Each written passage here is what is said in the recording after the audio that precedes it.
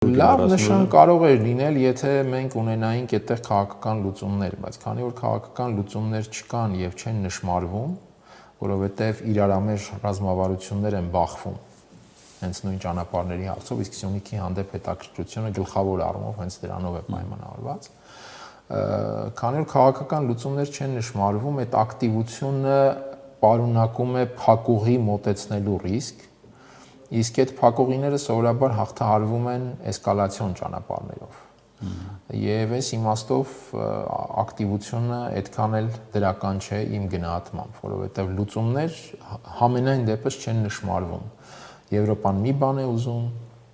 Ռուսաստանը եւ Իրանը մեկ այլ բան են ուզում, հնարավոր է Ռուսաստանն ու Իրանը կարող են անգամ ինչ-որ տարբերություններ ուզել, Չինաստանի խնդիրը կա եւ Թուրքիան այդ ամեն ինչում փորձում է Ադրբեջանի հետ այդ բավական շահեկան սակարկությունը անել, այստեղ առաջանում են ռիսկեր, որովհետեւ քաղաքական լուծում չի նշмарվում, որը կբավարարի առանցքային կողմերին։